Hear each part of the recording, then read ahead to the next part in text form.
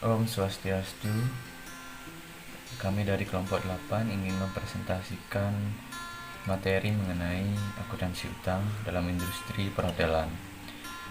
Sebelum beranjak ke materi, izinkan kami untuk memperkenalkan anggota kelompok kami. Yang pertama, saya Inyoman Rizky Arimbawa dengan NIM 1099 sebagai penyaji kedua.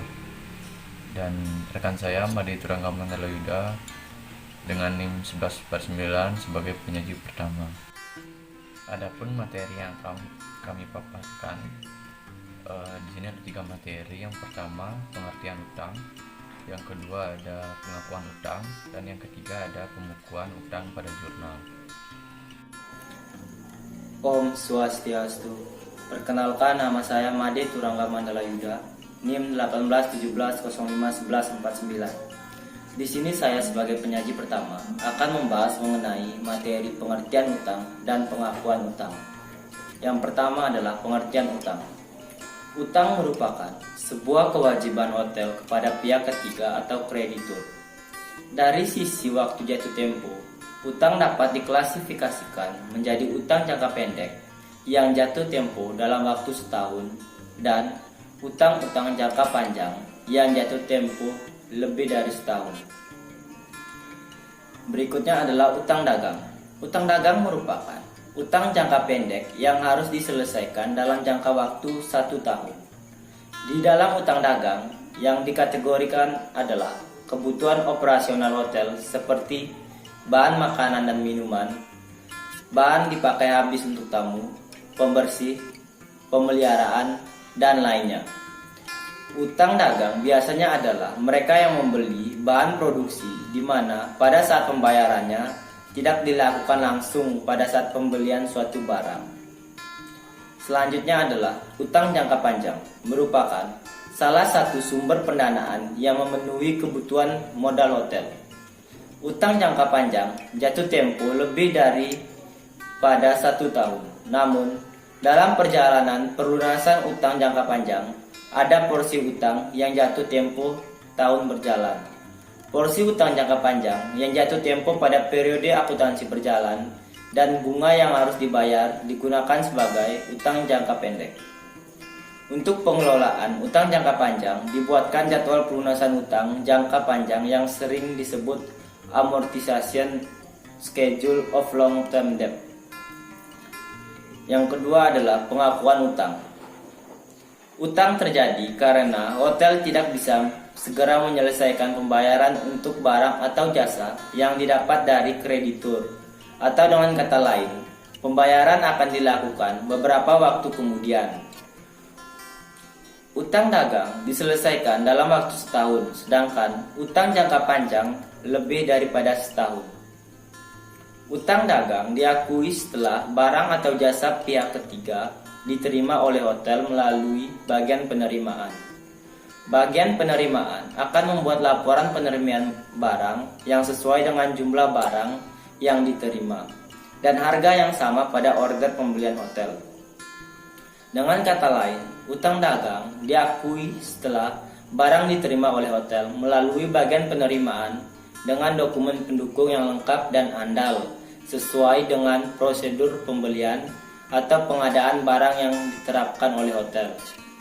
Adapun utang jangka panjang diakui setelah kontrak ditandatangani oleh kedua belah pihak, hotel dan kreditur sepakat mengenai tanggal pembayaran dana yang diperlukan.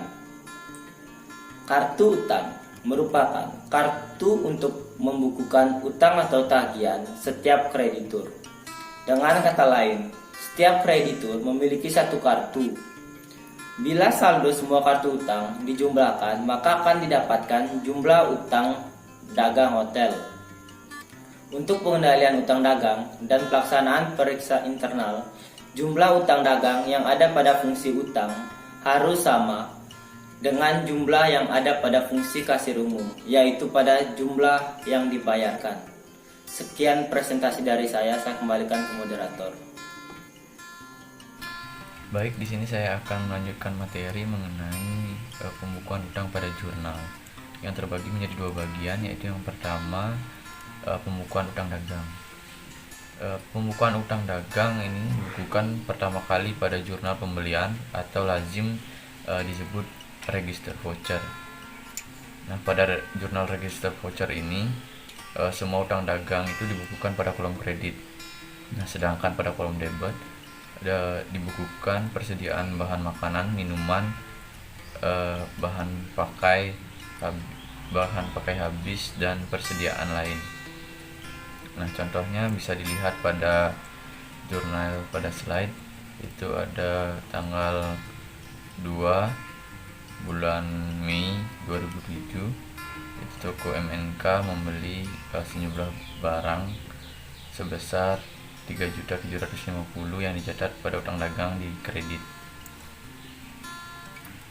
Untuk pengisian jurnal register vouchernya itu ada di persediaan barang sebesar 3.750.000. Lanjut pada bagian kedua, yaitu pembukuan utang jangka panjang. Nah, di sini saya akan menjelaskan melalui ilustrasi soal. Sebagai ilustrasi, nah hotel di sini memiliki utang jangka panjang yang jatuh tempo untuk jangka 5 tahun. Jumlah pokok utangnya itu sebesar 100 juta dan bunga per tahun itu 12% atau per bulan 1%.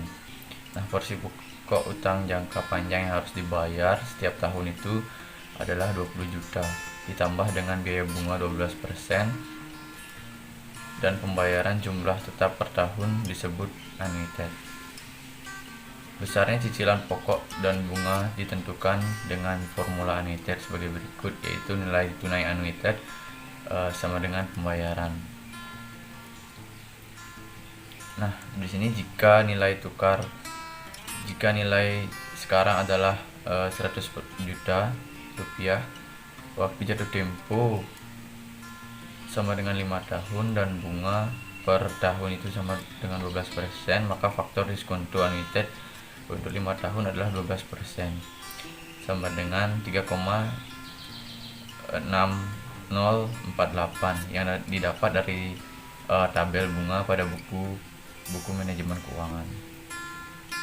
Pokok pinjaman sebesar 100 juta ini dibagi dengan 3,6048 sehingga akan didapat jumlah cicilan setiap tahun yang mencakup cicilan pokok pinjaman dan biaya bunga sebesar 27.740.790 rupiah dan dibulatkan menjadi